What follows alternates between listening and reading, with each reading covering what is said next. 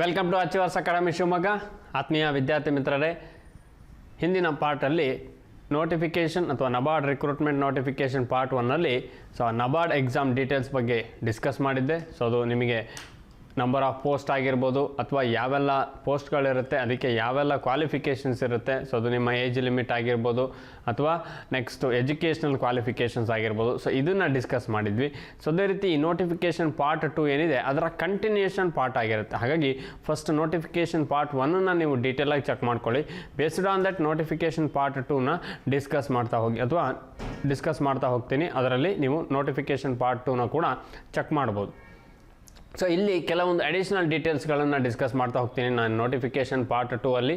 ಯಾಕಂದರೆ notification part 1 ನಿಮಗೆ basic ಡೀಟೇಲ್ಸನ್ನು ಅಲ್ಲಿ ಡಿಸ್ಕಸ್ ಮಾಡಿದ್ವಿ. ಅದೇ ರೀತಿ ನಿಮಗೆ ಗೊತ್ತಿದೆ IBPS ರಿಕ್ರೂಟ್ಮೆಂಟ್ ನೋಟಿಫಿಕೇಷನ್ಸ್ ಇದೆ. ಸದ್ಯಕ್ಕೆ ಆ ನೋಟಿಫಿಕೇಷನ್ ರೀಜನಲ್ ಲ್ಯಾಂಗ್ವೇಜಸ್ ಪ್ರಾಬ್ಲಮ್ ಇರೋದ್ರಿಂದ ಸ್ವಲ್ಪ ಹೋಲ್ಡ್ ಆಗಿದೆ. ಬಟ್ ಅದು ಸರಿ ಮಾಡ್ತಾರೆ, ನಿಮಗೆ ಅಪ್ಡೇಟೆಡ್ ಅಥವಾ ಮುಂದೆ ಬರ್ತಕ್ಕಂಥ ದಿನಗಳಲ್ಲಿ ಅಪ್ಡೇಟ್ ಮಾಡಿ ನಿಮಗೆ ರೀನೋಟಿಫಿಕೇಷನ್ಸ್ ಆಗುತ್ತೆ. ಅದಕ್ಕೂ ಕೂಡ ನೀವು ಅಪ್ಲೈ ಮಾಡ್ಬೋದು. ಅದೇ ರೀತಿ ಒನ್ ಮೋರ್ ನೋಟಿಫಿಕೇಷನ್ಸ್ ನಿಮಗೆ ಆ್ಯಡ್ ಆಗ್ತಾ ಇದೆ. ಅದು ನಬಾರ್ಡ್ ಗ್ರೇಡ್ ಎ ರಿಕ್ರೂಟ್ಮೆಂಟ್ ಅಥವಾ AM ಅಂತ ಹೇಳ್ತೀವಿ, ಅಸಿಸ್ಟೆಂಟ್ ಮ್ಯಾನೇಜರ್ ರಿಕ್ರೂಟ್ಮೆಂಟ್ ಅಂತ ಹೇಳ್ತೀವಿ, ಅಥವಾ ಅದರಲ್ಲಿ RDBS ಅಂತ ಹೇಳ್ತೀವಿ, ರೂರಲ್ ಡೆವಲಪ್ಮೆಂಟ್ ಬ್ಯಾಂಕಿಂಗ್ ಸರ್ವಿಸ್ ಅಂತ ಹೇಳ್ತೀವಿ, ಅಥವಾ ರಾಜಭಾಷಾ ಆಫೀಸರ್ಸ್ ಅಂತ ಹೇಳ್ತೀವಿ. ಸಾಕಷ್ಟು ಆಪರ್ಚುನಿಟೀಸ್ ಇರುತ್ತೆ. ಹಾಗಾಗಿ ನೋಟಿಫಿಕೇಷನನ್ನು ಇನ್ ಡೀಟೇಲ್ ಆಗಿ ಚೆಕ್ ಮಾಡ್ಕೊಳ್ಳಿ. ಬೇಸ್ಡ್ ಆನ್ ದಟ್ ನೀವು ಅಪ್ಲೈ ಮಾಡ್ತಾ ಹೋಗಿ. ನಿಮಗೆ ಪ್ರತಿಯೊಂದು ಎಕ್ಸಾಮಿನೇಷನ್ ಸೆಂಟರ್ ಆಗಿರ್ಬೋದು, ಪ್ರತಿಯೊಂದು ಇನ್ಫಾರ್ಮೇಷನ್ ನಿಮಗೆ ನೋಟಿಫಿಕೇಷನಲ್ಲಿ ಕೊಟ್ಟಿರ್ತಾರೆ. ಆ ಡೀಟೇಲ್ ನೋಟಿಫಿಕೇಷನನ್ನು ನೀವು ಯೂಸ್ ಮಾಡ್ಕೊಳ್ಬೋದು. ಆ ನೋಟಿಫಿಕೇಷನ್ ಲಿಂಕ್ ನಮ್ಮದೇ ಆದಂಥ ಯೂಟ್ಯೂಬ್ ಚಾನಲ್ ಕಮ್ಯುನಿಟಿ ಏನಿದೆ, ಅಲ್ಲೂ ಕೂಡ ನಿಮಗೆ ಆ ನೋಟಿಫಿಕೇಷನ್ನ ಲಿಂಕ್ ಪ್ರೊವೈಡ್ ಮಾಡ್ತೀವಿ. ಅಥವಾ ವಾಟ್ಸಪ್ ಗ್ರೂಪ್ ಆಗಿರ್ಬೋದು, ಅಥವಾ ನಿಮಗೆ ಟೆಲಿಗ್ರಾಮ್ ಗ್ರೂಪ್ ಆಗಿರ್ಬೋದು, ಅದರಲ್ಲೂ ಕೂಡ ನೋಟಿಫಿಕೇಷನ್ ಲಿಂಕ್ ಇರುತ್ತೆ. ಅದನ್ನು ಕೂಡ ಯೂಸ್ ಮಾಡಿ ನೀವು ನೋಟಿಫಿಕೇಷನನ್ನು ಡೌನ್ಲೋಡ್ ಮಾಡ್ಕೊಳ್ಬೋದು. ನೆಕ್ಸ್ಟ್ ಅದೇ ರೀತಿ ಈ NABARD grade A exam details ನೋಡ್ತಾ ಹೋಗೋದಾದರೆ, ಈ ಪಾರ್ಟ್ 2 ಅಲ್ಲಿ ನಾನು ಸೆಲೆಕ್ಷನ್ ಪ್ರೊಸೀಜರ್ ಅಂದರೆ ಯಾವ ರೀತಿ ಸೆಲೆಕ್ಟ್ ಮಾಡ್ತಾ ಹೋಗ್ತಾರೆ, ಅದು ಆನ್ಲೈನ್ ಎಕ್ಸಾಮಿನೇಷನ್ನು ಅಥವಾ ಮೇನ್ಸು, ಪ್ರಿಲಿಮ್ಸು ಅಥವಾ ಇಂಟರ್ವ್ಯೂ ಇರುತ್ತೋ ಅದನ್ನು ಡಿಸ್ಕಸ್ ಮಾಡ್ತಾ ಹೋಗ್ತೀನಿ. ಅಥವಾ ಆನ್ಲೈನ್ ಎಕ್ಸಾಮಿನೇಷನ್ಗಳ ಬಗ್ಗೆ ಆಗಿರ್ಬೋದು, ಅದು ಪ್ರಿಲಿಮಿನರಿ ಎಕ್ಸಾಮ್ ಆಗಿರ್ಬೋದು, ಮೇನ್ಸ್ ಎಕ್ಸಾಮ್ ಆಗಿರ್ಬೋದು. ನೆಕ್ಸ್ಟು ಆ ಎಕ್ಸಾಮ್ಗಳಿಗೆ ಓದ್ತಕ್ಕಂತಹ ಸಿಲೆಬಸ್ ಆಗಿರ್ಬೋದು, ಯಾವ ಸಿಲೆಬಸ್ಸನ್ನು ನೀವು ಓದಬೇಕಾಗತ್ತೆ. ಅದೇ ರೀತಿ ಎಕ್ಸಾಮಿನೇಷನ್ ಸೆಂಟರ್ ಆಗಿರ್ಬೋದು. ಈ ಎಲ್ಲ ಡೀಟೇಲ್ಸನ್ನು ನಾನು ಡಿಸ್ಕಸ್ ಮಾಡ್ತಾ ಹೋಗ್ತೀನಿ. ಇಲ್ಲಿ ಫಸ್ಟು ಸೆಲೆಕ್ಷನ್ ಪ್ರೊಸೀಜರ್ ನೋಡ್ತಾ ಹೋಗೋದಾದರೆ, ನಿಮಗೆ ಅಪ್ಲಿಕೇಶನ್ ಫೀಸ್ ಡೀಟೇಲ್ಸ್ ಬಗ್ಗೆ ನೋಡ್ತಾ ಹೋಗೋಣ. ಯಾಕಂದರೆ ನೀವು ಅಪ್ಲೈ ಮಾಡಬೇಕಾದ್ರೆ ಕೆಲವೊಂದು ಕ್ಯಾಟಗರಿಗೆ ಫೀಸ್ ಇರೋದಿಲ್ಲ, ಅಥವಾ ಇಂಟಿಮೇಷನ್ ಚಾರ್ಜಸ್ ಮಾತ್ರ ಹೇಳಿರ್ತಾರೆ, ಅಥವಾ ಇನ್ನು ಕೆಲವೊಂದು ಕ್ಯಾಟಗರಿಗೆ application fees plus intimation charges ಇರುತ್ತೆ. ಹಾಗಾಗಿ ಅದು ಕೂಡ ಗೊತ್ತಿರಬೇಕಾಗತ್ತೆ. SC ST ಅಥವಾ PWD, person with benchmark disability ಅಂತ ಹೇಳ್ತೀವಿ, PWBD ಅಂದರೆ. ಇವರಿಗೆ ಯಾವುದೇ ರೀತಿ ಅಪ್ಲಿಕೇಶನ್ ಫೀಸ್ ಇರೋದಿಲ್ಲ, ಬಟ್ ಇಂಟಿಮೇಷನ್ ಚಾರ್ಜಸ್ 150 ಅಂತ ಚಾರ್ಜ್ ಮಾಡ್ತಾರೆ. ಟೋಟಲ್ 150 ರೂಪೀಸ್ ಇರುತ್ತೆ. ನೆಕ್ಸ್ಟು ಅದರ್ಸ್ ಆದರೆ SC ST PWB ಬಿಟ್ಟು ಬೇರೆ ಯಾರೇ OBC ಆಗಿರ್ಬೋದು, ಜನರಲ್ ಮೆರಿಟ್ ಆಗಿರ್ಬೋದು, ನಿಮಗೆ 650 ಅಪ್ಲಿಕೇಶನ್ ಫೀಸ್ ಇರುತ್ತೆ. ಅದೇ ರೀತಿ 150 ರೂಪೀಸ್ ಇಂಟಿಮೇಷನ್ ಚಾರ್ಜಸ್ ಇರುತ್ತೆ. ಟೋಟಲ್ ಆಗಿ ನೀವು 800 ರೂಪೀಸ್ ಎಕ್ಸಾಮ್ ಫೀಸನ್ನು ಪೇ ಮಾಡಬೇಕಾಗತ್ತೆ. ಅದು ಯಾವುದೇ ಕಾರಣಕ್ಕೂ ನಿಮಗೆ ರೀಫಂಡ್ ಅಲ್ಲ, ನಾನ್ ರೀಫಂಡೆಬಲ್ ಆಗಿರುತ್ತೆ. ಇದು ಕೂಡ ಗೊತ್ತಿರಬೇಕು ನಿಮಗೆ. ಇದು ನಿಮ್ಮ ಎಕ್ಸಾಮ್ ಫೀಸ್ ಡೀಟೇಲ್ಸ್ ಬಗ್ಗೆ ಆಗಿರುತ್ತೆ. ಅದೇ ರೀತಿ ನೆಕ್ಸ್ಟ್ ಸೆಲೆಕ್ಷನ್ ಪ್ರೊಸೀಜರ್ಗೆ ಬಂದರೆ, ನೀವು 3 ಸ್ಟೆಪ್ಸ್ ಇರುತ್ತೆ ಸೆಲೆಕ್ಷನ್ ಪ್ರೊಸೀಜರಲ್ಲಿ. ಫಸ್ಟ್ ಸ್ಟೆಪ್ ಪ್ರಿಲಿಮಿನರಿ ಎಕ್ಸಾಮ್ ಇರುತ್ತೆ, ಇದನ್ನು ಕ್ಲಿಯರ್ ಮಾಡಬೇಕಾಗತ್ತೆ. ನೀವು ಪ್ರಿಲಿಮಿನರಿ ಎಕ್ಸಾಮಲ್ಲಿ ಕ್ವಾಲಿಫೈ ಆದರೆ ಅಂದರೆ ನೆಕ್ಸ್ಟ್ ಮೇಯ್ನ್ ಎಕ್ಸಾಮನ್ನು ಬರಿತೀರಾ. ಮೇಯ್ನ್ ಎಕ್ಸಾಮನ್ನು ಬರಿತೀರಾ ಅಂದರೆ ನೆಕ್ಸ್ಟ್ ಇಂಟರ್ವ್ಯೂ ಇರುತ್ತೆ. ಅದು RDBS ಆಗಿರ್ಬೋದು, ಅಥವಾ ರಾಜ್ಯ ಭಾಷಾ ಆಗಿರ್ಬೋದು, ಅಂದರೆ rural development banking services post ಆಗಿರ್ಬೋದು, ಅಥವಾ ರಾಜ್ಯ ಭಾಷಾ ಪೋಸ್ಟ್ ಆಗಿರ್ಬೋದು. 50 ಮಾರ್ಕ್ಸಿಗೆ ನಿಮಗೆ ಇಂಟರ್ವ್ಯೂವನ್ನು ಕಂಡಕ್ಟ್ ಮಾಡ್ತಾರೆ. ಇಂಟರ್ವ್ಯೂಲ್ಲೂ ಕೂಡ ನೀವು ಪಾಸ್ ಆಗಬೇಕಾಗುತ್ತೆ. ಅಥವಾ ಕ್ವಾಲಿಫೈ ಆದರೆ ನಿಮಗೆ ಡೈರೆಕ್ಟ್ಲಿ ನೀವು ಅಸಿಸ್ಟೆಂಟ್ ಮ್ಯಾನೇಜರ್ ಅಂಡರ್ಲಿ ಬರ್ತಕ್ಕಂತಹ ಪೋಸ್ಟ್ಗಳೇನಿದೆ, ಅಥವಾ assistant manager related post, journalist ಆಗಿರ್ಬೋದು, ಅಗ್ರಿಕಲ್ಚರ್ ಆಗಿರ್ಬೋದು, ಅಗ್ರಿಕಲ್ಚರಲ್ ಇಂಜಿನಿಯರಿಂಗು, ಆ್ಯನಿಮಲ್ ಹಸ್ಬೆಂಡರಿ, ಯಾವುದೇ ಪೋಸ್ಟಿಗೆ ಕೂಡ ಎಲಿಜಿಬಲ್ ಆಗಿರ್ತೀರ. ಹಾಗಾಗಿ ಈ 3 ಸ್ಟೇಜ್ಗಳನ್ನು ನೀವು ಕಂಪ್ಲೀಟ್ ಮಾಡಬೇಕಾಗುತ್ತೆ. ಅದನ್ನು ನಾವು selection procedure of that NABARD grade A ಅಂತ ಹೇಳ್ತಾ ಹೋಗ್ತೀವಿ. ಅದೇ ರೀತಿ ನೆಕ್ಸ್ಟ್ ನೋಡ್ತಾ ಹೋಗೋದಾದರೆ, ಈ NABARD grade A online exam ನೋಡ್ತಾ ಹೋಗೋದಾದ್ರೆ, ಪ್ರಿಲಿಮಿನರಿ ಎಕ್ಸಾಮ್ ಇರುತ್ತೆ. ಅದೇ ರೀತಿ ಅದು RDBS ಆಗಿರ್ಬೋದು, ಅಥವಾ ರಾಜ್ಯ ಭಾಷಾ ಪೋಸ್ಟ್ ಆಗಿರ್ಬೋದು. ಅದಾದಮೇಲೆ ನಿಮಗೆ ಮೇಯ್ನ್ ಎಕ್ಸಾಮ್ ಇರುತ್ತೆ. ಪ್ರಿಲಿಮಿನರಿ ಎಕ್ಸಾಮಲ್ಲಿ ನಿಮಗೆ ನಂಬರ್ ಆಫ್ ಕ್ವಶನ್ಸ್ ಮತ್ತು ನಂಬರ್ ಆಫ್ ಮಾರ್ಕ್ಸ್ಗಳು ಸ್ವಲ್ಪ ವೇರಿಯೇಷನ್ಸ್ ಇರುತ್ತೆ. ಈ ಬ್ಯಾಂಕಿಂಗ್ ರಿಕ್ರೂಟ್ಮೆಂಟ್ ನೋಟಿಫಿಕೇಷನಿಗೆ ಕಂಪೇರ್ ಮಾಡಿದರೆ ಅದು IBPS ಆಗಿರ್ಬೋದು, SBI ಆಗಿರ್ಬೋದು, ಈ NABARD grade A notification preliminary pattern ಸ್ವಲ್ಪ ಚೇಂಜಸ್ ಇರುತ್ತೆ. ಹಾಗಾಗಿ ಸ್ವಲ್ಪ ಕೇರ್ಫುಲ್ ಆಗಿ ಇದನ್ನು ಅಬ್ಸರ್ವ್ ಮಾಡ್ಕೊಳ್ಳಿ ಅಥವಾ ನೆನ್ಪಿಟ್ಕೊಳ್ಳಿ. ಟೆಸ್ಟ್ ಆಫ್ ರೀಸನಿಂಗ್ ನಿಮಗೆ 20 ನಂಬರ್ ಆಫ್ ಕ್ವಶನ್ಸ್ ಇರುತ್ತೆ, 20 ಮಾರ್ಕ್ಸಿಗೆ ಇರುತ್ತೆ. ಅದೇ ರೀತಿ ಇಂಗ್ಲೀಷ್ ಲ್ಯಾಂಗ್ವೇಜ್ ಕೂಡ 30 ಕ್ವಶನ್ಸ್ ಇರುತ್ತೆ, 30 ಮಾರ್ಕ್ಸಿಗೆ. ಕಂಪ್ಯೂಟರ್ ನಾಲೆಜ್ 20 ಕ್ವಶನ್ 20 ಮಾರ್ಕ್ಸಿಗೆ. ಕ್ವಾಂಟಿಟೇಟಿವ್ ಆಪ್ಟಿಟ್ಯೂಡ್ 20 ಕ್ವಶನ್ 20 ಮಾರ್ಕ್ಸಿಗೆ. ಡಿಸಿಷನ್ ಮೇಕಿಂಗ್ 10 ಕ್ವಶನ್ಸ್ ಇರುತ್ತೆ, 10 ಮಾರ್ಕ್ಸಿಗೆ. ಜನರಲ್ ಅವೇರ್ನೆಸ್ ಅಥವಾ GK 20 ಕ್ವಶನ್ಸ್ ಇರುತ್ತೆ, 20 ಮಾರ್ಕ್ಸಿಗೆ. Economic social issues with focus on rural India 40 questions ಇರುತ್ತೆ, 40 ಮಾರ್ಕ್ಸಿಗೆ. Agricultural and rural development with emphasis on rural India, so ಇಲ್ಲೂ 40 ಕ್ವಶನ್ಸು 40 ಮಾರ್ಕ್ಸಿಗೆ ಇರುತ್ತೆ. ಟೋಟಲ್ ಆಗಿ 200 ಕ್ವಶನ್ಸು 200 ಮಾರ್ಕ್ಸಿಗೆ ಇರುತ್ತೆ. ನಿಮಗೆ ಹಿಂದಿ ಆ್ಯಂಡ್ ಇಂಗ್ಲೀಷ್ ಲ್ಯಾಂಗ್ವೇಜ್ ಇರುತ್ತೆ, except test of English language. So ಹಾಗಾಗಿ ಇಲ್ಲಿ ಹಿಂದಿ ಮತ್ತು ಇಂಗ್ಲೀಷ್ ಲ್ಯಾಂಗ್ವೇಜಲ್ಲಿ ಬೇರೆ ಎಲ್ಲ ಟೆಸ್ಟ್ಗಳಿರುತ್ತೆ, ಇಂಗ್ಲೀಷ್ ಲ್ಯಾಂಗ್ವೇಜ್ ಬಿಟ್ಟು. ಸೊ ಉಳಿದಕ್ಕಂತೆ ರೀಸನಿಂಗ್ ಆಗಿರ್ಬೋದು ಅಥವಾ ಕ್ವಾಂಟ್ಸ್ ಆಗಿರ್ಬೋದು. ಸೊ ಹಿಂದಿ ಆ್ಯಂಡ್ ಇಂಗ್ಲೀಷ್ ಎರಡೂ ಲ್ಯಾಂಗ್ವೇಜಲ್ಲಿ ಇರುತ್ತೆ. ಟೈಮಿಂಗ್ಸ್ ನಿಮಗೆ ಕಾಂಪೋಸಿಟ್ ಟೈಮ್ ಇರುತ್ತೆ, 120 minutes and all the test together ಅಂತ ಹೇಳ್ತೀವಿ. ಸೊ ಟೋಟಲ್ ಆಗಿ 120 ಮಿನಿಟ್ಸ್ ಟೈಮ್ ಇರುತ್ತೆ 200 ಕ್ವಶನಿಗೆ. ಅದು ಕೂಡ ನಿಮ್ಮ ಕಾಂಪೋಸಿಟ್ ಟೈಮ್ ಆಗಿರುತ್ತೆ, ಯಾವುದೇ ರೀತಿಯ ಸೆಕ್ಷನಲ್ ಟೈಮಿಂಗ್ಸ್ ಇರೋದಿಲ್ಲ. ಹಾಗಾಗಿ ಇದು ಕೂಡ ಗೊತ್ತಿರಬೇಕಾಗುತ್ತೆ. ಸೆಕ್ಷನಲ್ ಟೈಮಿಂಗ್ಸ್ ಇರಲ್ಲ, ಕಾಂಪೋಸಿಟ್ ಟೈಮಿಂಗ್ಸ್ ಇರುತ್ತೆ. ಅಂದರೆ ನೀವು ಯಾವ ಕಾಂಪೋಸಿಟ್ ಟೈಮ್ 120 ಮಿನಿಟ್ಸಲ್ಲಿ ಯಾವ ಸೆಕ್ಷನನ್ನು ನಿಮ್ಮ ಟೈಮಿಂಗ್ಸ್ ಪ್ರಕಾರ ಅರೇಂಜ್ ಮಾಡ್ಕೊಳ್ತಾ ಹೋಗ್ಬೋದು. ಯಾವ ಸೆಕ್ಷನ್ ಬೇಕಾದರೂ ಅಟೆಂಡ್ ಮಾಡ್ಬೋದು. ಸೊ ಒಂದು ಸೆಕ್ಷನನ್ನು 20 ಮಿನಿಟ್ಸ್ 25 ಮಿನಿಟ್ಸು ಅದು ನಿಮ್ಮ ಬೇಸ್ ಮೇಲೆ ನಿಮ್ಮ ಮೇಲೆ ಡಿಪೆಂಡ್ ಆಗಿರುತ್ತೆ. ಯಾವುದೇ ರೀತಿಯ ಸೆಕ್ಷನಲ್ ಟೈಮಿಂಗ್ಸ್ ಇರೋದಿಲ್ಲ. ಸೊ ಸೆಕ್ಷನಲ್ ಟೈಮಿಂಗ್ಸ್ ಇದ್ದರೆ ಅವ್ರು ಕೊಡ್ತಕ್ಕಂತಹ ಟೈಮಿಂಗ್ಸಲ್ಲಿ ನೀವು ಆ ಸೆಕ್ಷನನ್ನು ಕಂಪ್ಲೀಟ್ ಮಾಡಬೇಕಾಗತ್ತೆ. ಸೊ ಇಲ್ಲಿ ಕಾಂಪೋಸಿಟ್ ಟೈಮ್ ಅಂತ ಹೇಳಿರೋದ್ರಿಂದ ಸೊ ಈ ಟೈಮಿಂಗ್ಸ್ ಕೂಡ ನಿಮಗೆ ಚೆನ್ನಾಗಿ ಗೊತ್ತಿರಬೇಕಾಗತ್ತೆ. ಅದೇ ರೀತಿ ಇದು ನಿಮ್ಮ ಪ್ರಿಲಿಮಿನರಿ ಎಕ್ಸಾಮ್ ಆಯಿತು. ಸೊ ಇಲ್ಲಿ test of reasoning, English language, computer knowledge, quantitative aptitude, decision making ಏನಿದೆ ಅಥವಾ ಜನರಲ್ ಅವೇರ್ನೆಸ್ ಏನಿದೆ, ಇದೆಲ್ಲ ನೀವು ಏನು ಬ್ಯಾಂಕ್ ಎಕ್ಸಾಮ್ಗಳಿಗೆ ಪ್ರಿಪೇರ್ ಆಗ್ತೀರಾ, IBPS ಆಗಿರ್ಬೋದು, SBI ಆಗಿರ್ಬೋದು, ಸೊ ಅದೇ ಆಸ್ಪೆಕ್ಟ್ಸ್ ಇರುತ್ತೆ, ಬೇರೆ ಯಾವುದೇ ಹೊಸ ಆಸ್ಪೆಕ್ಟ್ಸ್ ಇರೋದಿಲ್ಲ. ಸೊ ಅಡಿಷ್ನಲ್ ಯಾವುದು ಅಂದರೆ economic and social issues, agriculture and rural development ಏನಿದೆ, ಇದೆರಡು ನಿಮಗೆ ಅಡಿಷ್ನಲ್ ಕಾನ್ಸೆಪ್ಟ್ಸ್ ಆಗಿ ಬರ್ತಾ ಹೋಗುತ್ತೆ. ಸೊ ಹಾಗಾಗಿ ಇದು ಕೂಡ ನಿಮಗೆ ಚೆನ್ನಾಗಿ ಗೊತ್ತಿರಬೇಕಾಗತ್ತೆ. ಯಾಕಂದರೆ ರೀಸನಿಂಗ್ ಅಂತ ನೀವು ಒಂದು ಎಕ್ಸಾಮಿಗೆ ಪ್ರಿಪೇರ್ ಆದರೆ ನಿಮಗೆ ಸಾಕಷ್ಟು ಎಕ್ಸಾಮ್ಗಳು ಸಿಗುತ್ತೆ. ಸೊ ಅದು ನಬಾರ್ಡ್ ಗ್ರೇಡ್ ಎ ಆಗಿರ್ಬೋದು ಅಥವಾ ನಿಮಗೆ FCI food corporation of India ಆಗಿರ್ಬೋದು, ಸೆಂಟ್ರಲ್ ವೇರ್ ಹೌಸ್ ಆಗಿರ್ಬೋದು, ಈ ರೀತಿ ಸಾಕಷ್ಟು ಎಕ್ಸಾಮ್ಗಳು ಸಿಗ್ತಾ ಹೋಗುತ್ತೆ. ಕ್ವಾಲಿಫೈಯಿಂಗ್ ಸೆಕ್ಷನ್ ನೋಡ್ತಾ ಹೋಗೋದಾದರೆ ಸೊ ಯಾವ ರೀತಿ ನಿಮಗೆ ಕ್ವಾಲಿಫೈಯಿಂಗ್ ಸೆಕ್ಷನ್ಸ್ ಇರುತ್ತೆ ಅಂದರೆ test of reasoning, English language, computer knowledge, quantitative aptitude, decision making. So ಇದು ಜಸ್ಟ್ ಕ್ವಾಲಿಫೈಯಿಂಗ್ ಸೆಕ್ಷನ್ ಇರುತ್ತೆ. ಮೆರಿಟ್ ಸೆಕ್ಷನ್ ನೋಡೋದಾದರೆ general awareness, economic and social with and agriculture and rural development with emphasis on rural India. ಇದು ನಿಮಗೆ merit section ಆಗಿರುತ್ತೆ. So merit section ಬೇರೆ, ಅದೇ ರೀತಿ qualifying section ಬೇರೆ. ಸೊ ಇದೆಲ್ಲ ಕ್ವಾಲಿಫೈಯಿಂಗ್ ನೇಚರ್, ಇದು ನಿಮಗೆ ಮೆರಿಟ್ ಸೆಕ್ಷನಿಗೆ ಕನ್ಸಿಡರ್ ಮಾಡ್ತಾ ಹೋಗ್ತಾರೆ. Short listing of candidates for the main examination ಅಥವಾ main exam will be based on marks scored in merit section only. ಅಂದರೆ ನೀವು ಮೈನ್ ಎಕ್ಸಾಮಿಗೆ ಕ್ವಾಲಿಫೈ ಆಗಿದ್ದೀರೋ ಇಲ್ಲ ಅನ್ನೋದನ್ನ ಮೆರಿಟ್ ಸೆಕ್ಷನಲ್ಲಿ ನೀವೇನು ಮಾರ್ಕ್ಸ್ ಸ್ಕೋರ್ ಮಾಡ್ತೀರೋ ಅದರ ಬೇಸ್ ಮೇಲೆ ಡಿಸೈಡ್ ಮಾಡ್ತಾ ಹೋಗ್ತಾರೆ.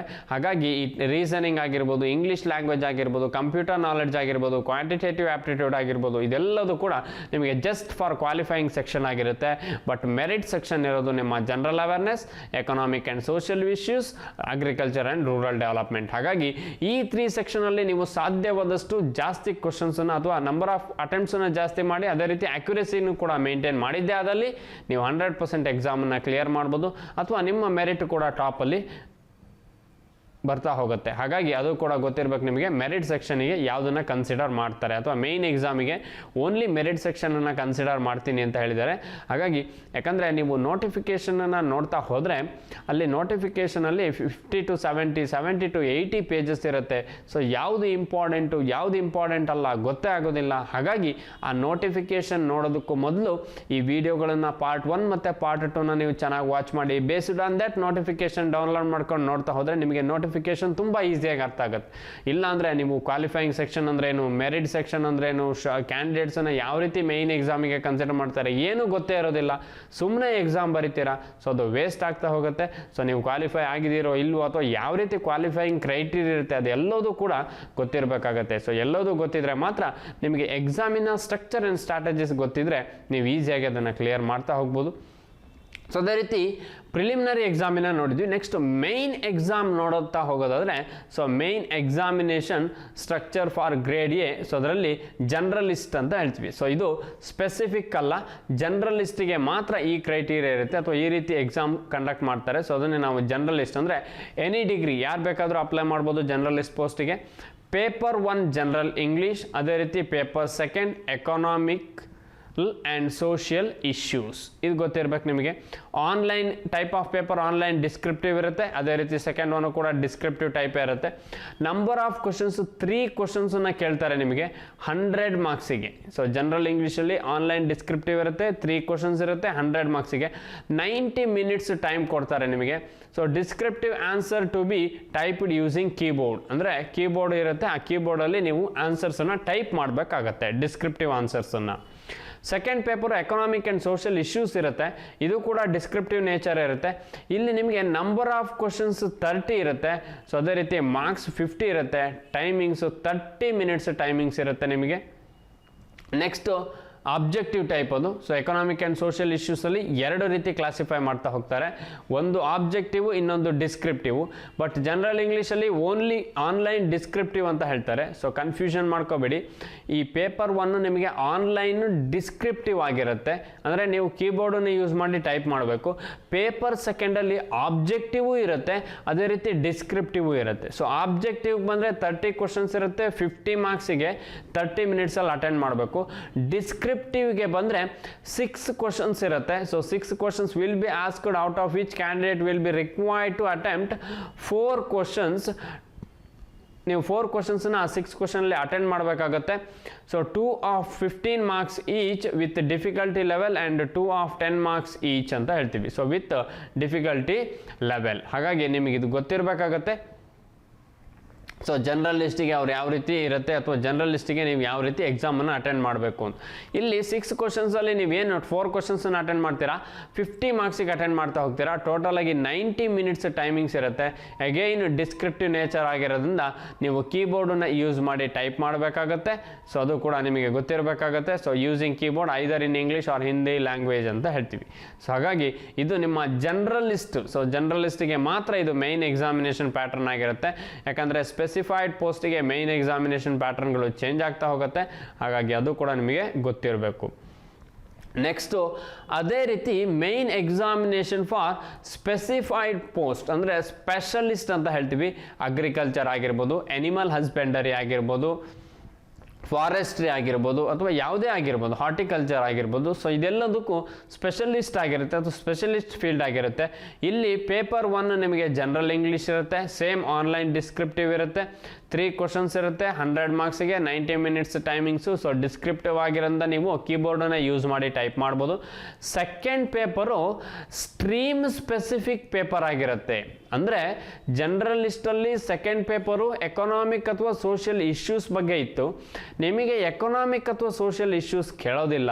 ಸ್ಪೆಷಲಿಸ್ಟ್ ಆಗಿರೋದ್ರಿಂದ ನಿಮ್ಮ ಫೀಲ್ಡಲ್ಲಿ ಮಾತ್ರ ಕ್ವಶನ್ಸ್ ಇರುತ್ತೆ. ಅದನ್ನೇ ಸ್ಟ್ರೀಮ್ ಸ್ಪೆಸಿಫಿಕ್ ಪೇಪರ್ ಅಂತ ಹೇಳ್ತೀವಿ. ಅಂದರೆ ಸ್ಟ್ರೀಮ್ ಸ್ಪೆಸಿಫಿಕ್ ಪೇಪರ್ ಅಂದರೆ ಅಗ್ರಿಕಲ್ಚರಿಸ್ಟ್ ಆದರೆ ಅಗ್ರಿಕಲ್ಚರ್ ರಿಲೇಟೆಡ್ ಪೇಪರ್, ಫಾರೆಸ್ಟ್ರಿ ಆದರೆ forestry related paper, animal husbandry ಆದರೆ ಅನಿಮಲ್ ಹಸ್ಬೆಂಡರಿ ರಿಲೇಟೆಡ್ ಪೇಪರ್. ಹಾಗಾಗಿ ಸೊ ಅದೆಲ್ಲವೂ ನಿಮಗೆ ಗೊತ್ತಿರಬೇಕಾಗುತ್ತೆ. ಆಬ್ಜೆಕ್ಟಿವ್ ಕ್ವಶನ್ಸು ಇರುತ್ತೆ, ಡಿಸ್ಕ್ರಿಪ್ಟಿವ್ ಕ್ವಶನ್ಸು ಇರುತ್ತೆ. ಆಬ್ಜೆಕ್ಟಿವ್ ಕ್ವಶನ್ಸ್ ನಿಮಗೆ ನಿಮ್ಮ ಸ್ಪೆಸಿಫಿಕ್ ಸ್ಟ್ರೀಮಲ್ಲಿ 30 ಕ್ವಶನ್ಸ್ ಇರುತ್ತೆ, 50 ಮಾರ್ಕ್ಸಿಗೆ 30 ಮಿನಿಟ್ಸ್ ಟೈಮಿಂಗ್ಸ್ ಕೊಡ್ತಾರೆ. Descriptive same 6 questions will be asked, out of each 4 questions ಅಥವಾ ನೀವು 4 ಕ್ವಶನ್ಸನ್ನು ಅಟೆಂಡ್ ಮಾಡಬೇಕಾಗುತ್ತೆ. 15 marks for each with difficulty level 2 and 2 of 10 marks each ಅಂತ ಹೇಳ್ತಾರೆ. So 50 ಮಾರ್ಕ್ಸಿಗಿರುತ್ತೆ, 90 minutes timings. ಅಗೈನ್ ಆ ಡಿಸ್ಕ್ರಿಪ್ಟಿವ್ ಕ್ವಶನ್ಸನ್ನು ನೀವು ಕೀಬೋರ್ಡನ್ನು ಯೂಸ್ ಮಾಡಿ ಟೈಪ್ ಮಾಡಬೇಕಾಗುತ್ತೆ.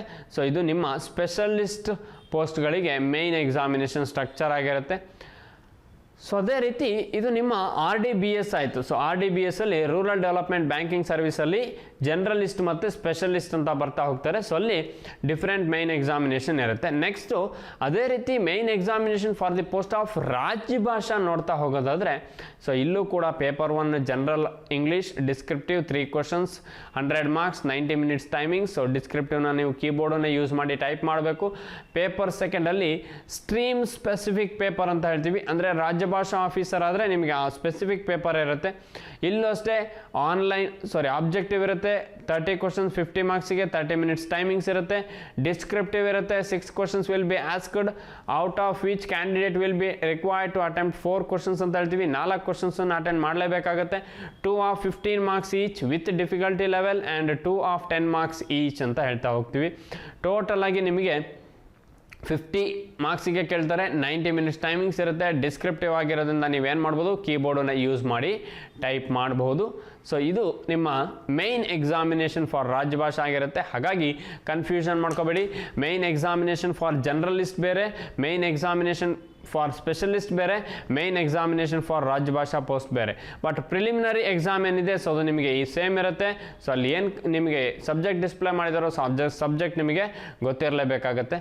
ಸೊ ನೆಕ್ಸ್ಟ್ ಅದೇ ರೀತಿ ನೋಡ್ತಾ ಹೋಗೋದಾದರೆ ಮೈನ್ ಎಕ್ಸಾಮಿನೇಷನ್ ಸಿಲೆಬಸ್, ಯಾಕಂದರೆ ಪ್ರಿಲಿಮಿನರಿ ಎಕ್ಸಾಮಲ್ಲಿ ನಿಮಗೆ ರೀಸನಿಂಗ್ ಆಗಿರ್ಬೋದು, ಇಂಗ್ಲೀಷ್ ಆಗಿರ್ಬೋದು, ಕ್ವಾಂಟ್ಸ್ ಆಗಿರ್ಬೋದು, ಅಥವಾ ಜನರಲ್ ಅವೇರ್ನೆಸ್ ಆಗಿರ್ಬೋದು.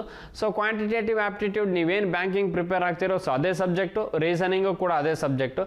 ಬಟ್ ನಿಮಗೆ ಮೈನ್ ಎಕ್ಸಾಮಲ್ಲಿ ಸ್ವಲ್ಪ ಸಿಲೆಬಸ್ಗಳು ಚೇಂಜಸ್ ಇರುತ್ತೆ. ಸೊ ಅದನ್ನು ನಾನು ಇಲ್ಲಿ ಡಿಸ್ಕಸ್ ಮಾಡ್ತಾ ಹೋಗ್ತೀನಿ. ಫಾರ್ ಗ್ರೇಡ್ ಎ RDBS ಅಥವಾ ರಾಜ್ ಭಾಷಾ ಅಂತ ಹೇಳ್ತಾ ಹೋಗ್ತೀವಿ. ಸೊ ಅದು ಕೂಡ ಗ್ರೇಡ್ ಎಲೇ ಬರುತ್ತೆ ನಿಮಗೆ. ಸೊ ಪೇಪರ್ 1ನಲ್ಲಿ ನಿಮಗೆ ಇಂಗ್ಲೀಷ್ ಅಂತ ಹೇಳ್ತೀವಿ. ಇಲ್ಲಿ essay writing, precise writing, comprehension, business or office correspondence ಆಗಿರ್ಬೋದು.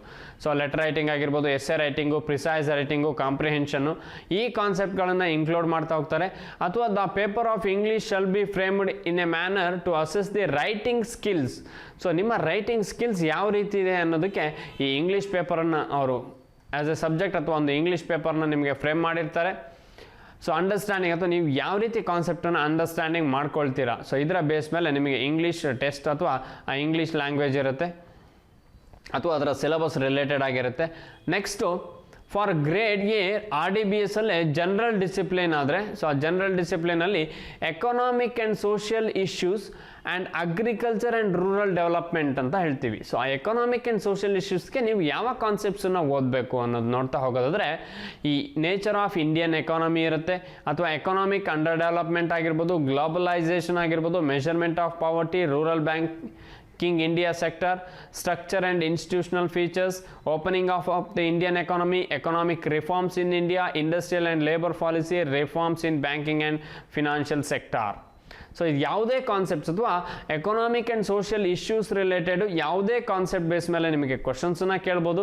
ಹಾಗಾಗಿ ನಿಮಗೆ ಆ ಎಕನಾಮಿಕ್ ಆ್ಯಂಡ್ ಸೋಷಿಯಲ್ ಇಶ್ಯೂಸ್ ಅನ್ನೋದು ಹೊಸ ಕಾನ್ಸೆಪ್ಟ್ಸ್ ಆಗಿರುತ್ತೆ ನಬಾರ್ಡ್ ಎಕ್ಸಾಮ್ಗಳಲ್ಲಿ. ಯಾಕಂದರೆ ರೀಸನಿಂಗ್ ಆಗಿರ್ಬೋದು, ಇಂಗ್ಲೀಷ್ ಆಗಿರ್ಬೋದು, ಕ್ವಾಂಟ್ಸ್ ಆಗಿರ್ಬೋದು, ಜನರಲ್ ಅವೇರ್ನೆಸ್ ಆಗಿರ್ಬೋದು, ಈ ಕಾನ್ಸೆಪ್ಟ್ಸ್ಗಳನ್ನು ನಾವು ಬ್ಯಾಂಕಿಂಗ್ ಎಕ್ಸಾಮ್ಗಳಲ್ಲೂ ಕೂಡ ನೋಡ್ತಾ ಹೋಗ್ತೀವಿ. ಸೊ ಹಾಗಾಗಿ ಸೇಮ್ ಸಿಲೆಬಸ್ಸೇ ಇಲ್ಲೂ ಕೂಡ ನಿಮಗೆ ರಿಪೀಟ್ ಆಗುತ್ತೆ. ಬಟ್ ಎಕನಾಮಿಕ್ ಆ್ಯಂಡ್ ಸೋಷಿಯಲ್ ಇಶ್ಯೂಸ್ಗೆ ಸ್ವಲ್ಪ ಚೇಂಜಸ್ ಆಗ್ತಾ ಹೋಗುತ್ತೆ. ಅದೇ ರೀತಿ ನೆಕ್ಸ್ಟ್ ಜನರಲ್ ಡಿಸಿಪ್ಲಿನಲ್ಲಿ ಅಗ್ರಿಕಲ್ಚರ್ ಆ್ಯಂಡ್ ರೂರಲ್ ಡೆವಲಪ್ಮೆಂಟ್ ನೋಡ್ತಾ ಹೋಗೋದಾದರೆ, ಸಾಯಿಲ್ ಆ್ಯಂಡ್ ವಾಟರ್ ಕನ್ಸರ್ವೇಷನ್ ಇರ್ಬೋದು, ವಾಟರ್ ರಿಸೋರ್ಸಸ್ ಇರ್ಬೋದು, farm and agri engineering, plantation and horticulture, animal husbandry, agriculture extension. So ಇದು ಯಾವುದೇ ಕಾನ್ಸೆಪ್ಟ್ಸ್ ಅಥವಾ agriculture and rural development base ಮೇಲೆ ಯಾವ ಕಾನ್ಸೆಪ್ಟ್ ಬೇಸ್ ಮೇಲೆ ಬೇಕಾದರೂ ನಿಮಗೆ ಕ್ವಶನ್ಸನ್ನು ಕೇಳ್ಬೋದು.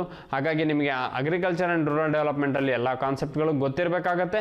ರೂರಲ್ ಡೆವಲಪ್ಮೆಂಟಿಗೆ ಬಂದರೆ ಕಾನ್ಸೆಪ್ಟ್ಸ್ ಆಫ್ ರೂರಲ್ ಏರಿಯಾ ಆಗಿರ್ಬೋದು, ರೂರಲ್ ಪಾಪ್ಯುಲೇಷನ್ ರಿಲೇಟೆಡ್ ಇರ್ಬೋದು, ಪಂಚಾಯತ್ ರಾಜ್ ಇನ್ಸ್ಟಿಟ್ಯೂಷನ್ಸ್ ಆಗಿರ್ಬೋದು, structure of Indian rural economy ಆಗಿರ್ಬೋದು, ಕಾಸಸ್ ಆಫ್ ರೂರಲ್ ಬ್ಯಾಕ್ವರ್ಡ್ನೆಸ್, ಯಾಕೆ ಯಾವ ರೀಸನಿಂದ ರೂರಲ್ ಬ್ಯಾಕ್ವರ್ಡ್ನೆಸ್ ಕ್ರಿಯೇಟ್ ಆಗ್ತಾ ಇದೆ, ಅಥವಾ issues and challenges in handlooms ಆಗಿರ್ಬೋದು, ಅಥವಾ ರೂರಲ್ ಡೆವಲಪ್ಮೆಂಟ್ ರಿಲೇಟೆಡ್ ಯಾವುದೇ ಕಾನ್ಸೆಪ್ಟ್ಸ್ ಆಗಿರ್ಬೋದು. ಈ ಕಾನ್ಸೆಪ್ಟ್ಸ್ಗಳು ನಿಮಗೆ ಮೇಯ್ನ್ ಎಕ್ಸಾಮಲ್ಲಿ ಆ್ಯಸ್ ಎ ಸಿಲೆಬಸ್ ಇರುತ್ತೆ. ಹಾಗಾಗಿ ಅದು ಕೂಡ ನಿಮಗೆ ಗೊತ್ತಿರಬೇಕಾಗತ್ತೆ. ಅದೇ ರೀತಿ ನೆಕ್ಸ್ಟ್ ನೋಡ್ತಾ ಹೋಗೋದಾದರೆ examination center. So preliminary examination center ನೋಡ್ತಾ ಹೋಗೋದಾದರೆ, ಸೊ ಕರ್ನಾಟಕದಲ್ಲಿ ನಿಮಗೆ ಇದು ನಿಮ್ಮ ಪ್ರಿಲಿಮಿನರಿ ಎಕ್ಸಾಮಿನೇಷನ್ ಸೆಂಟರ್ ಆಗುತ್ತೆ. ಯಾಕಂದರೆ ಮೇಯ್ನ್ ಎಕ್ಸಾಮಿನೇಷನ್ ಸೆಂಟರ್ ಇರೋದು ನಿಮಗೆ only in Bangalore. So preliminary examination ಸೆಂಟ್ರಿಗೆ ಬಂದರೆ ಬೆಂಗಳೂರು ಇರುತ್ತೆ, ಬೆಳಗಾಂ ಇರುತ್ತೆ, ಹುಬ್ಳಿ ಆ್ಯಂಡ್ ಧಾರವಾಡ ಇರುತ್ತೆ, ಹಾಸನ್ ಇರುತ್ತೆ, ಗುಲ್ಬರ್ಗ, ಮೈಸೂರು, ಮ್ಯಾಂಗ್ಳೂರು, ಶಿವಮೊಗ್ಗ, ಉಡುಪಿ ಇದಿಷ್ಟು ಕೂಡ ನಿಮಗೆ ಪ್ರಿಲಿಮಿನರಿ ಎಕ್ಸಾಮಿನೇಷನ್ ಸೆಂಟರ್ ಆಗಿರುತ್ತೆ. ಕನ್ಫ್ಯೂಷನ್ ಮಾಡ್ಕೋಬೇಡಿ. ಮೇಯ್ನ್ ಎಕ್ಸಾಮ್ ಆದರೆ ನಿಮಗೆ ಓನ್ಲಿ ಬ್ಯಾಂಗ್ಳೂರು ಮಾತ್ರ ಸೆಂಟರ್ ಕೊಡ್ತಾ ಹೋಗ್ತಾರೆ ಮೇಯ್ನ್ ಎಕ್ಸಾಮಿನೇಷನಿಗೆ. ಹಾಗಾಗಿ ಗೊತ್ತಿರಲಿ, ಪ್ರಿಲಿಮಿನರಿ ಎಕ್ಸಾಮ್ ಆದರೆ ನಿಮಗೆ ಇದೆಲ್ಲ ಎಕ್ಸಾಮಿನೇಷನ್ ಸೆಂಟರ್ ಇರುತ್ತೆ. ಬಟ್ ಇನ್ ಕೇಸ್ ಆಫ್ ನೀವು ಮೇಯ್ನ್ ಎಕ್ಸಾಮ್ ಬರೀಬೇಕು ಅಂದರೆ ಅದು ನಿಮಗೆ ಓನ್ಲಿ ಬ್ಯಾಂಗ್ಳೂರು ಮಾತ್ರ ನಿಮ್ಮ ಎಕ್ಸಾಮಿನೇಷನ್ ಸೆಂಟರ್ ಆಗಿರುತ್ತೆ. ಸೊ ಅದೇ ರೀತಿ ನಿಮಗೆ ಇನ್ನಷ್ಟು ಮೆಟೀರಿಯಲ್ಸ್ ನಮ್ಮ ಅಚೀವರ್ಸ್ ಕ್ಲಬ್ ಅನ್ನುವಂತಹ ಟೆಲಿಗ್ರಾಮ್ ಗ್ರೂಪಲ್ಲಿ ಸಿಗ್ತಾ ಹೋಗುತ್ತೆ. ಸೊ ಅದನ್ನು ಕೂಡ ನೀವು ಯೂಸ್ ಮಾಡ್ಕೊಳ್ಬೋದು. ಅಥವಾ ನಮ್ಮದೇ ಆದಂತಹ ವಾಟ್ಸಪ್ ಗ್ರೂಪ್ ಆಗಿರ್ಬೋದು, ಯೂಟ್ಯೂಬ್ ಚಾನಲ್ ಆಗಿರ್ಬೋದು, ಟೆಲಿಗ್ರಾಮ್ ಗ್ರೂಪ್ ಇದೆ. ಸೊ ಅಲ್ಲೂ ಕೂಡ ನಿಮಗೆ ಮೆಟೀರಿಯಲ್ಸ್ ಅವೈಲಬಿಲಿಟಿ ಇರುತ್ತೆ. ಅಥವಾ ಈ ನೋಟಿಫಿಕೇಷನ್ ಏನು ರಿಕ್ರೂಟ್ಮೆಂಟ್ ನೋಟಿಫಿಕೇಷನ್ ಬರುತ್ತೆ ಅದರ ಲಿಂಕ್ಗಳನ್ನು ಯೂಟ್ಯೂಬ್ ಚಾನಲ್ನ ಕಮ್ಯುನಿಟಿ ಅನ್ನುವಂತಹ ಏನು ಪೇಜ್ ಇದೆ ಅಲ್ಲೂ ಕೂಡ ನಾವು ಲಿಂಕನ್ನು ಅಪ್ಲೋಡ್ ಮಾಡಿರ್ತೀವಿ. ಸೊ ಅದನ್ನು ಕೂಡ ನೀವು ಲಿಂಕ್ ಯೂಸ್ ಮಾಡಿ ನೋಟಿಫಿಕೇಷನನ್ನು ಡೌನ್ಲೋಡ್ ಮಾಡ್ಕೊಳ್ಬೋದು. ಸೊ ಎಲ್ಲೋ ಹೋಗಿ ನೋಟಿಫಿಕೇಷನ್ನ ಸರ್ಚ್ ಮಾಡುವಂಥ ಅವಶ್ಯಕತೆ ಇರಲ್ಲ. ಅಥವಾ ವಾಟ್ಸಪ್ ಗ್ರೂಪ್ಗಳಲ್ಲಿ ನೋಟಿಫಿಕೇಷನ್ ಫಾರ್ವರ್ಡ್ ಮಾಡ್ತೀವಿ, ಟೆಲಿಗ್ರಾಮ್ ಗ್ರೂಪಿಗೂ ಕೂಡ ನೋಟಿಫಿಕೇಷನ್ನ ಫಾರ್ವರ್ಡ್ ಮಾಡ್ತೀವಿ. ಸೊ ಅದನ್ನೆಲ್ಲ ನೀವು ಆ ನೋಟಿಫಿಕೇಷನ್ನ ಡೌನ್ಲೋಡ್ ಮಾಡಿ ಚೆಕ್ ಮಾಡಿ ಯಾವ ರೀತಿ ಇರುತ್ತೆ. ಸೊ ಬಿಫೋರ್ ಆ ನೋಟಿಫಿಕೇಷನ್ ನೋಡೋದಕ್ಕೂ ಮೊದಲು ನೀವು ಈ ನೋಟಿಫಿಕೇಷನ್ ಪಾರ್ಟ್ 1 ಮತ್ತು ಪಾರ್ಟ್ 2 ಕ್ಲಾಸ್ ಏನಿದೆ ಅದನ್ನು ಕಂಪ್ಲೀಟ್ ವಾಚ್ ಮಾಡಿ. ಯಾಕಂದರೆ ನಿಮಗೆ ಅಲ್ಲಿ ಅಟ್ಲೀಸ್ಟ್ ಒಂದು 80 to 90% ಆದರೂ ನಿಮಗೆ ನಾಲೆಡ್ಜ್ ಸಿಗುತ್ತೆ. ನೀವು ಯಾವ ಸಬ್ಜೆಕ್ಟ್ಸಲ್ಲಿದ್ದೀರಾ, ಅಥವಾ ನಿಮ್ಮ ಡಿಗ್ರಿ ಏನು, ಅಥವಾ ನೀವು ಯಾವ್ದಾರು ಅಪ್ಲೈ ಮಾಡ್ಬೋದಾ, ಅಥವಾ ನಿಮ್ಮ ಕ್ವಾಲಿಫಿಕೇಷನ್ ರಿಲೇಟೆಡ್ ಯಾವ ಪೋಸ್ಟ್ ಬರುತ್ತೆ, ಬೇಸ್ಡ್ ಆನ್ ದಟ್ ನೆಕ್ಸ್ಟ್ ನೋಟಿಫಿಕೇಷನ್ನ ನೀವು ಡೀಟೇಲಾಗಿ ನೋಡ್ತಾ ಹೋದರೆ ನಿಮಗೆ ಅದು ಇನ್ ಡೀಟೇಲಾಗಿ ಗೊತ್ತಾಗ್ತಾ ಹೋಗುತ್ತೆ. ಸೊ ಅದೇ ರೀತಿ ಯಾರೆಲ್ಲ ಈ ಕಾಂಪಿಟೇಟಿವ್ ಎಕ್ಸಾಮ್ಗಳಿಗೆ ಪ್ರಿಪೇರ್ ಆಗ್ತಾ ಇದ್ದೀರಾ, ಅದು ಬ್ಯಾಂಕಿಂಗ್ ಆಗಿರ್ಬೋದು, SSC ಆಗಿರ್ಬೋದು, ರೈಲ್ವೆ ಆಗಿರ್ಬೋದು, ಅಥವಾ ನಿಮ್ಮ ನಬಾರ್ಡ್ ಆಗಿರ್ಬೋದು, ಸೊ ಎಲ್ಲರಿಗೂ ಕೂಡ ಒಳ್ಳೆಯದಾಗಲಿ. Wish you all the best ಅಂತ ಹೇಳ್ತಾ ನಾನು ಇವತ್ತು ಕ್ಲಾಸನ್ನು ಕಂಪ್ಲೀಟ್ ಮಾಡ್ತಾ ಇದ್ದೀನಿ. Thank you for watching. Thank you.